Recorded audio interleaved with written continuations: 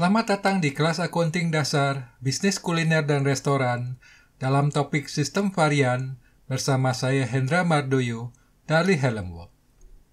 Kelas ini merupakan bagian pembelajaran manajemen bisnis restoran yang kami desain khusus untuk mendukung Anda secara operasional dan strategis dalam mengembangkan bisnis kuliner, restoran, kafe, rumah makan, kedai kopi.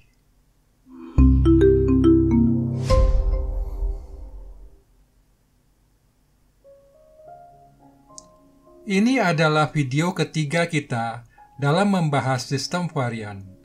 Konsep segitiga memeriksa food cost aktual dan terintegrasi antara outlet, gudang dan dapur pusat dengan akunting keuangan. Apabila Anda belum mengikuti 3 video terdahulu, saya persilahkan menontonnya sebelum menyaksikan video ini, agar Anda memahami keterkaitan stok opnam dengan sistem varian yang menjadi tujuan pembelajaran kelas ini. Baik, mari kita mulai kelas ini. Apakah stok opnam? Stok opnam atau stock take adalah menghitung persediaan barang di gudang dan di operasional pada suatu periode tertentu.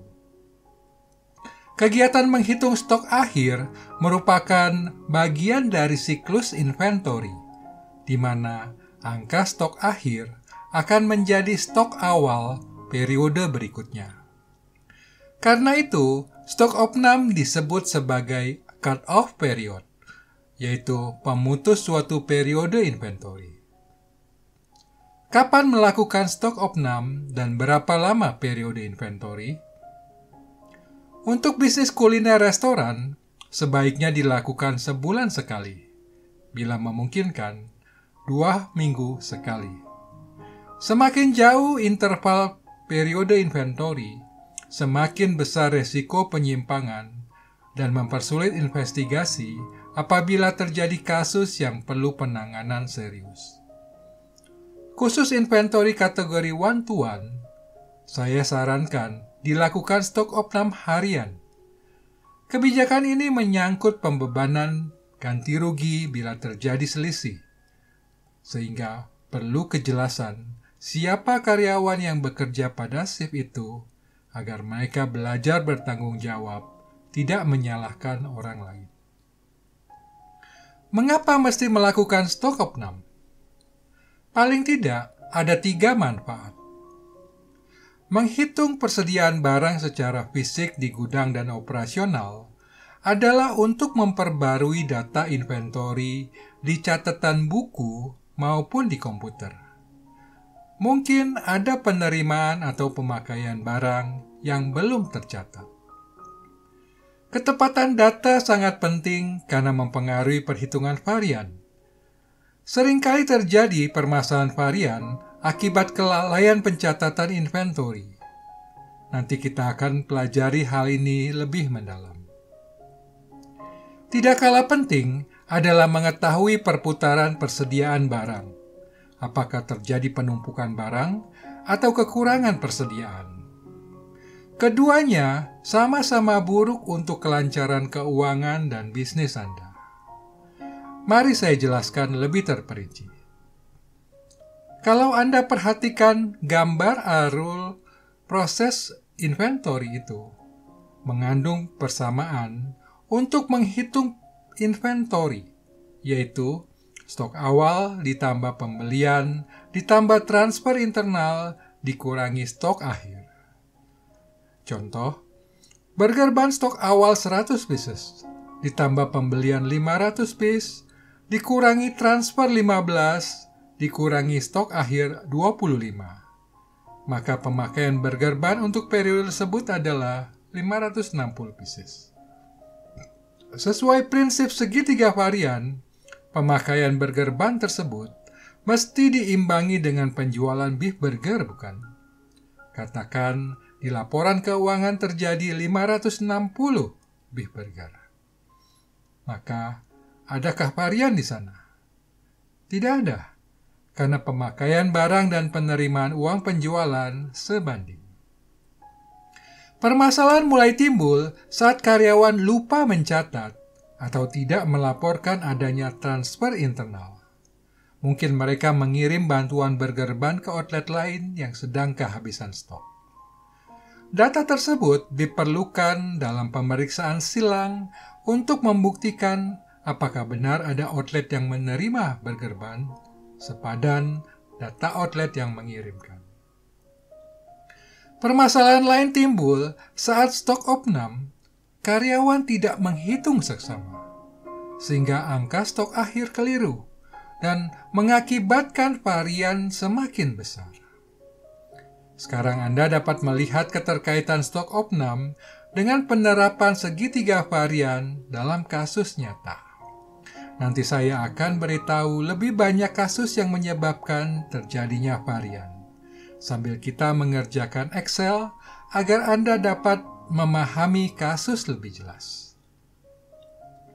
Stok opnam dan perhitungan inventory bermanfaat juga untuk mempelajari efektivitas persediaan barang di gudang pusat dan di gudang outlet. Apakah sebanding dengan pemakaian barang dan penjualan makanan minuman? Contoh, burger wrap inventory count 1.600, sedangkan sales beef burger 560. Maka inventory turnover-nya adalah 2,86. Artinya, persediaan burger wrap di outlet itu mencapai 3 kali lipat penjualan. Kalau periode inventory itu bulanan, berarti burger wrap itu setara 3 bulan penjualan beef burger. Menurut Anda, apakah hal itu wajar atau dapat dibiarkan? Dalam video ini, saya membahas mengapa perusahaan FMCG terjun ke bisnis restoran. Salah satu alasan adalah perputaran uang tunai. Apabila grup Wings mengirim mie sedap ke Carrefour, maka pembayaran dilakukan secara tempo hingga 45 hari. Artinya, uang milik grup Wings dipegang oleh grup Transmart selama sekian hari. Berbeda dengan restoran Yoshinoya yang franchise-nya juga dimiliki oleh grup Wings. Uang penjualan beef bowl mereka pegang sendiri secara tunai. Malah mereka membayar supplier dengan tempo. Itulah sebabnya banyak perusahaan FMCG menguasai bisnis restoran. Tonton deh video itu. Menarik untuk Anda pelajari dan ambil hikmahnya. Sekarang, tekan tombol subscribe dulu supaya Anda tidak ketinggalan upload terbaru video Helm. Kembali ke kasus burger wrap. Jadi, buat apa menyimpan stok 45 hari? Malah jadi uang mati, bukan? Bayangkan, kalau Anda memiliki 10 outlet, maka uang puluhan hingga ratusan juta tertanam begitu saja. Padahal, bila disimpan di bank, mendapat bunga.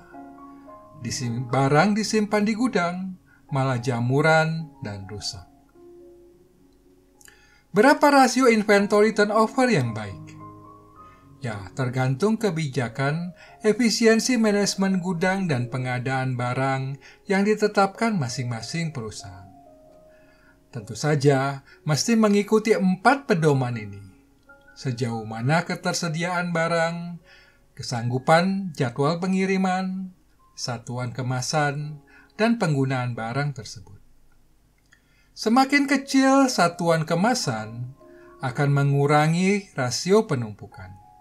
Semakin kecil pemakaian, mestinya sedikit saja persediaan. Tetapi untuk barang yang langka, kadang perlu kebijakan meningkatkan rasio persediaan. Sekarang saya ingin jelaskan beberapa hal yang perlu Anda perhatikan dalam pelaksanaan stok opnam. Tentukan jadwal pelaksanaan stok opnam. Secara umum, stok opnam dilakukan setiap tanggal 1 pagi hari. Walau kadang, tanggal 1 itu bertabrakan dengan hari Sabtu atau Minggu, mengganggu operasional persiapan karyawan menghadapi lonjakan weekend yang ramai. Jadwal tanggal 1 setiap bulan, lebih tepat periode bulanannya, karena bersamaan dengan proses tutup buku akunting bulanan, sehingga penyimpangan varian barang dan aktual food cost dapat diselesaikan sekaligus. Silakan, tetapkan kebijakan jadwal stok opnam yang paling pas dengan bisnis Anda. Yang paling penting, pelaksanaannya pasti rutin, karena terkait sistem cut-off period yang tadi saya jelaskan. Stok opnam adalah kegiatan keseluruhan perusahaan.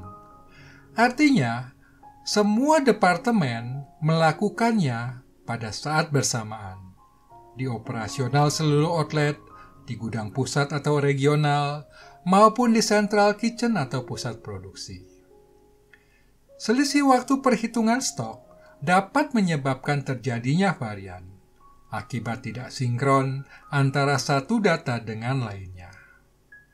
Kasus yang sering terjadi di outlet, proses stok opnam belum selesai, tetapi ada transaksi customer di POS kasir.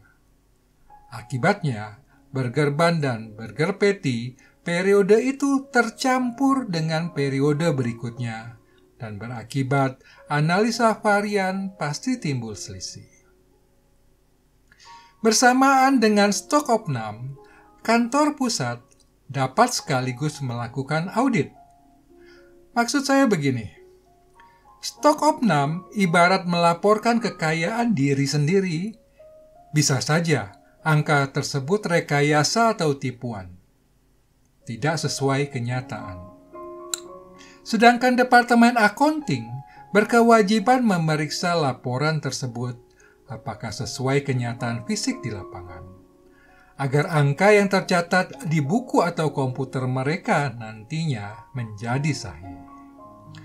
Departemen Accounting dapat menentukan jadwal dan sasaran akan terjun ke outlet mana untuk melakukan stok opnam bersama, baik untuk keperluan verifikasi maupun investigasi ketaatan pelaporan dalam aspek persediaan barang, juga keuangan perusahaan yang dikelola pimpinan setempat.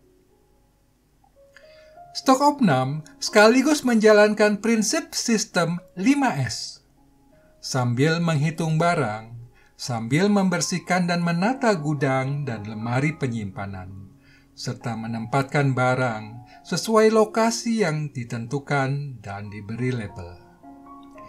Sistematika penataan barang di gudang dapat mempermudah memantau dan memeriksa persediaan barang, sehingga tanpa perlu menghitung inventory turnover, cukup melihat jumlah barang yang terlihat berjajar di rak gudang, Anda dapat menilai persediaan itu terlalu banyak atau kekurangan. Sekarang kita mainkan file Excel varian sistem lagi ya. Silakan tekan tombol pause video ini dan tolong siapkan Excel Anda. Saya akan menunggu Anda kembali. Sudah siap? Terakhir Excel kita sampai sini bukan? Buka sheet inventory list yang sudah Anda kerjakan waktu di video ke-1. Tulisan keterangan kategori inventorinya sekarang saya mau hapus, karena kita akan sambung ke tabel baru. Tolong freeze pen kolom E. Anda masih ingat, saya sudah beritahu caranya di video kedua.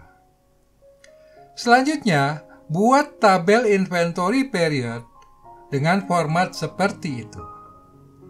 Berikut data transaksi tersebut untuk contoh kasus. Saya harap Anda ikut membuat tabel dengan data itu agar dapat mengikuti proses perhitungan inventory. Silakan tekan tombol pause video dan selesaikan tabel tersebut. Sudah selesai. Sekarang, tolong buat rumus sederhana menghitung actual usage. Open stock ditambah purchase ditambah transfer dikurangi ending stock. Contoh, beef patty open stock 5,05 ditambah purchase 38 ditambah transfer in 2 dikurangi ending stock 8,16. Maka actual usage adalah 36,89. Artinya, selama periode itu, pemakaian patty adalah 3.689 pieces karena satu box berisi 100 piece. Berikutnya, burger bun. Perhatikan kolom transfernya angka minus. Karena outlet itu mengirim bantuan ke outlet lain. Kalau tadi angkanya plus, karena outlet itu menerima bantuan. Rumusnya sama saja, sehingga bisa dikopi untuk keseluruhan baris di bawahnya. Cara singkatnya, dengan menarik ujung kanan bawah sel itu ke bawah. Sampai di sini, berarti Anda telah menyelesaikan proses inventory count, seperti dibahas di awal video. Mudah saja, bukan? Proses yang sederhana tersebut bisa jadi berantakan dan rumit bila Anda tidak memperhatikan hal berikut sebelum melakukan inventory count. Periksa apakah angka stok awal sama dengan stok akhir periode inventory sebelumnya. Apabila tidak sinkron atau tidak sama, tentu akan bermasalah nantinya. Periksa apakah jumlah pembelanjaan sesuai angka yang tertera di invoice atau surat jalan dari supplier. Hal ini terkait segitiga pengawasan pembayaran supplier, di mana barang yang diterima mesti masuk perhitungan inventory. Kita akan bahas hal ini lebih lanjut di video keempat. Periksa transfer antar outlet, apakah sesuai dengan angka yang tertera di surat jalan, karena mesti sinkron antara outlet yang menerima dan memberikan. Satu bahan baku bisa digunakan untuk beberapa seksi di dapur, seperti kecap. Ada di bagian bakaran, ada di bagian tumis goreng, mungkin juga ada di bagian pelayanan depan. Persediaan kecap di seluruh bagian tersebut mesti dijumlahkan sebagai stok akhir. Bila ada yang tidak terhitung, maka pemakaian pasti akan melonjak. Karena itu, setiap section tersebut diberikan lembar stok opnam untuk diisi oleh karyawan yang memeriksa dan menghitungnya. Lakukan pemeriksaan jumlah angka dan berkas dokumen agar hasil perhitungan inventory menjadi sahih. Setelah memeriksa dan menghitung seksama, menurut Anda, apakah angka ini wajar? Sampai tahap ini, boleh dikatakan semua baik-baik saja. Banyak restoran sudah melakukan inventory periodik seperti itu. Tetapi bila selesai hanya pada tahap ini, maka tidak banyak manfaat yang diperoleh dari jerih payah melakukan inventory. Anda bisa mendapat manfaat lebih optimal bila mengintegrasikan inventory dengan penjualan. Bagaimana caranya? Buat tabel sales usage seperti ini di sebelah tabel inventory. Untuk headernya, copy saja dari tabel standar resepi yang sudah Anda buat. Kalau Anda menggunakan cash register atau mesin POS di kasir, mesin itu bisa menghasilkan laporan dalam bentuk file Excel. Maka Anda bisa salin angka sales report tersebut untuk input data tabel sales usage.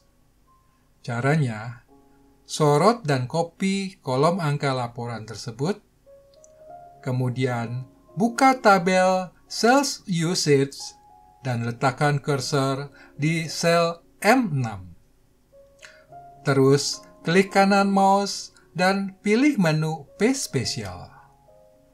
Saat Anda klik, terbuka jendela baru, maka pilih Page Special yang paling bawah. Berikutnya, jendela terbuka lagi.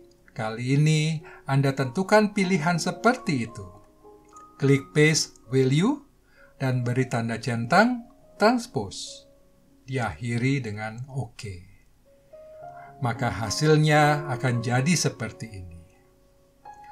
Apabila transaksi kasir Anda menggunakan bond secara manual, silakan langsung ketik saja angka total penjualan bond tersebut. Sekarang ketik rumus ini di sel M8, yaitu jumlah penjualan beef burger dikalikan standar resepinya. Hasilnya adalah 4,5 box. Anda masih ingat, 1 box patty 100 piece dan penjualan beef burger 450? Benar kan perhitungannya jadi seperti itu? Karena kita akan copy rumus itu untuk keseluruhan baris di bawahnya, maka sel M6 mesti dikunci dulu dengan tanda dolar, seperti contoh itu. Sehingga saat Anda copy tarik ke bawah, angka penjualan tidak bergerak, tetapi pemakaian penjualannya mengikuti data yang ada di sheet standar recipe. Sehingga jadi seperti ini. Coba kita koreksi. 1 pak burger berisi 6 piece, bukan? Jadi 450 dibagi 6 adalah 75. Artinya, tanda dolar di rumus tadi sudah bekerja. Ulangi langkah tersebut untuk cheeseburger. Rumusnya seperti itu. Jangan lupa, berikan tanda dolar. Hasilnya jadi seperti itu, bukan? Dan bila Anda selesaikan semuanya, maka akan jadi seperti ini. Sekarang kita akan gabungkan kedua tabel tersebut menjadi tabel varian. Sorot kolom L sampai N, terus klik kanan mouse, pilih menu Insert. Kemudian, buatlah tabel varian dengan format seperti itu. Sekarang jumlahkan pemakaian beef patty dari seluruh penjualan burger di tabel sebelahnya. Rumusnya sederhana saja seperti ini. Kemudian, tarik dan copy sel itu untuk keseluruhan baris di bawahnya. Berikutnya, hitung selisih recipe usage dengan actual usage. Terus, tarik dan copy sel itu untuk keseluruhan baris di bawahnya. Kemudian, buatkan keterangan status angka varian dengan rumus seperti itu. Apabila sama dengan statusnya no variance, bila lebih kecil statusnya overuse, dan bila lebih besar maka jadi underuse. Kemudian tarik dan copy sel itu untuk keseluruhan baris di bawahnya. Sekarang Anda sudah mendapatkan varian overuse dan underuse seperti yang dibahas di awal video ini. Laporan hasil inventory yang tadi Anda katakan baik-baik saja, ternyata menyimpan permasalahan besar. Separuh angkanya merah semua. Ibarat nilai rapot tidak lulus kalau begitu. Nah, itulah salah satu manfaat Anda melakukan analisa segitiga varian. Tapi worksheet ini belum selesai. Mari kita lanjut lagi. Sorot tabel inventory list, inventory period, dan variance. Terus klik kanan mouse dan pilih menu copy. Kemudian paste di bawah tabel tersebut. Perhatikan, posisi tabel itu sekarang ada di baris 27. Berikutnya, Sorot isi tabel inventory, varian, dan kolom satuan, terus klik kanan mouse dan pilih menu Clear Content. Karena kita hanya mau mengambil format tabel kosongnya saja. Sekarang buka sheet recipe dan lihat tabel food cost. Di sana tertera harga satuan barang. Sorot harga itu dan copy angka tersebut. Kembali ke sheet inventory dan paste angka tersebut di kolom harga satuan. Berikutnya, kita akan mengisi tabel ini sebagai nilai harga persediaan barang. Kalikan angka persediaan barang di tabel yang ada di atasnya dengan harga barang tersebut. Rumusnya sederhana saja seperti itu.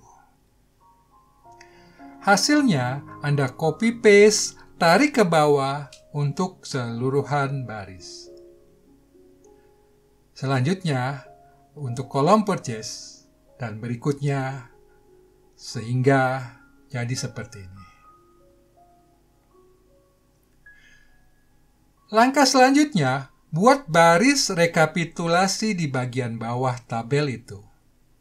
Kemudian, jumlahkan kolom actual usage untuk mendapatkan angka food cost.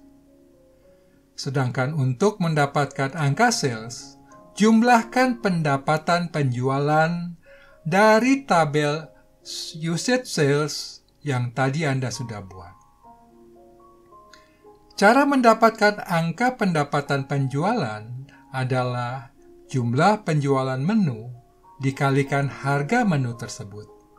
Seperti contoh, beef burger terjual 450 dikalikan harganya 15.000, jadi 6.750.000. Sedangkan harga menu itu sendiri bisa Anda copy dari tabel food cost di sheet recipe. Dari sana, Anda mendapat angka sales untuk rekapitulasi ini. Food cost yang 30 juta itu, bila dibagi dengan sales yang 80 juta, maka diperoleh persentase food cost yaitu 37,16%. Anda ingat dalam video kedua, saya menjelaskan theoretical food cost dan actual food cost. Angka 37,16% inilah yang dimaksud dengan actual food cost. Dan sebentar lagi kita akan sandingkan dengan theoretical food cost-nya, sehingga diperoleh food cost variance. Kita lanjut sedikit lagi. Sekarang jumlahkan kolom recipe usage seperti tadi. Angka sales sebagai pembagi adalah sama. Maka diperoleh theoretical food cost-nya sebesar 35,24%. Sehingga food cost variance-nya adalah minus 5,44%. Atau terjadi pemborosan biaya hampir 6%. Lumayan besar ya? Ini hanya satu menu burger saja loh. Apa jadinya untuk keseluruhan bisnis Anda? Apalagi bila restoran, kafe Anda menyajikan berbagai menu yang mahal-mahal pula. Itu baru satu outlet loh.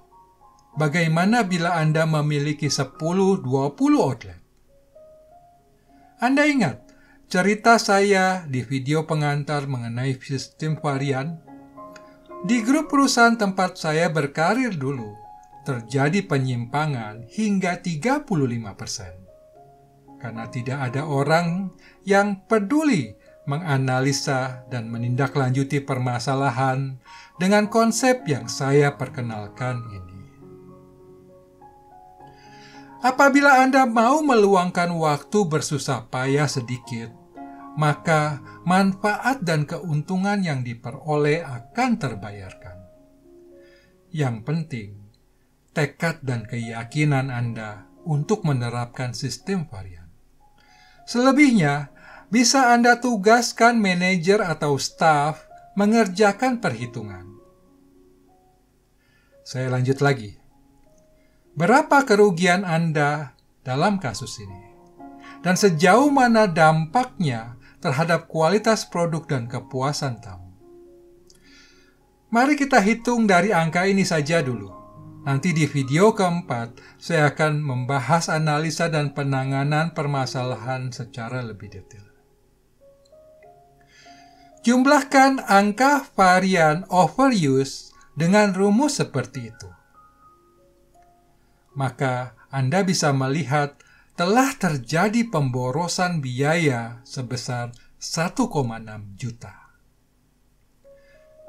Anda mesti memisahkan angka penyimpangan underuse, karena bila Anda gabungkan dengan yang overuse, maka akan terjadi kamuflase dan kerancuan, seolah pemborosan biaya menjadi lebih kecil. Anda mengalami kerugian 2 kali lipat bila menggabungkan kedua varian itu. Overuse jelas merugikan Anda secara keuangan dan barang.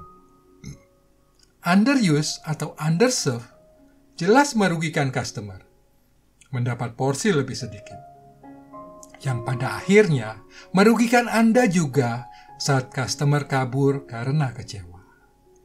Kita akan membahas lebih mendalam di video keempat. Kita masih punya satu hal lagi yang mesti dibahas, yaitu mengenai inventory turnover. Kembali ke worksheet awal kita. Sekarang tambahkan 3 kolom baru. Kemudian buat tabel turnover sesuai format itu. Kita mau menghitung stok akhir persediaan barang bisa bertahan untuk pemakaian berapa hari. Rumusnya seperti itu. Contoh, stok akhir beef patty 8,16 box dibagi pemakaian beef patty 34,5 box dibagi 30 hari karena ini adalah periode inventory bulanan. Maka diperoleh angka 7,1. Artinya persediaan itu untuk 7 hari penjualan. Copy paste, tarik sel itu ke bawah untuk keseluruhan baris. Anda ingat, di awal video ini kita sudah membahas 4 pertimbangan dalam menetapkan rasio inventory turnover. Dengan demikian, Anda dapat menetapkan berapa angka par stok sebagai pedoman perhitungan. Contoh dalam kasus ini adalah demikian. Beef patty dan french fries, kategori makanan beku, dikirim ke outlet setiap 3 hari. Barang kering dari kantor pusat dikirim per 3 hari juga. Burger bun, supaya tetap segar, dikirim oleh supplier setiap hari, dan sayuran per 2 hari. Dengan demikian, Anda bisa lihat secara mudah dan jelas seperti apa status persediaan barang yang ada. Apakah berlebihan, yang diberi tanda silang merah, atau mulai menumpuk lebih dari keperluan operasional diberi tanda pandan naik, atau jumlahnya cukup ideal sebanding penjualan yang diperlukan diberi tanda centang hijau. Di awal video, saya sudah jelaskan, jangan membeli dan menyimpan barang melebihi kebutuhan penjualan. Semestinya, Anda bisa berbisnis modal dengkul, menggunakan barang supplier dengan tempo pembayaran. Seperti itulah filosofi strategi bisnis Om Bob Sadino. Berikutnya, saya akan jelaskan bagaimana membuat kode status seperti itu. Rumusnya sederhana saja seperti itu, terus copy-paste tarik sel itu ke bawah untuk keseluruhan baris. Kemudian masuk ke menu Conditional Formatting, pilih mode icon set. Untuk formatting rule-nya, bikin setting seperti ini. Kalau Anda kurang paham menggunakan teknik conditional formatting, tidak masalah. Gunakan angka saja. Intisari dan manfaatnya sama aja kok. Icon set itu sekedar mempermudah membaca penampilannya. Terakhir, untuk Anda yang ingin membuat icon set tabel varian, rumusnya seperti itu. Untuk formatting rule, bisa Anda ikut setting seperti ini. Dan pastikan number formatnya sudah dibuat custom format cell seperti itu. Sekali lagi, apabila Anda kesulitan membuat icon set tidak masalah. Karena Excel yang saya ciptakan ini pun tidak mewah atau canggih seperti apa. Yang penting justru bagaimana langkah Anda menindaklanjuti temuan tersebut. Sayang dan mubazir, informasi penting ini bila sekedar program atau laporan belaka. Sementara kelas berakhir sampai di sini dulu dan kita akan lanjut di video keempat. Membahas analisa dan tindak lanjut temuan varian serta memeriksa pembayaran tagihan supplier berdasarkan stok opnam inventory yang tadi kita sudah bahas. Saya juga akan membuka kelas kuliner restoran dasar dalam bidang marketing, operation, supply chain, dan human resource. Jadi pastikan Anda sudah menekan tombol subscribe dan mengaktifkan lonceng notification agar tidak ketinggalan berita kapan kelas itu akan dimulai. Sampai bertemu di video pembelajaran kita selanjutnya. Kami juga memiliki video menarik lain seperti yang ini. Silakan tonton video Helm Work untuk menambah wawasan dan membangkitkan inspirasi Anda dalam mengelola bisnis restoran dan kafe.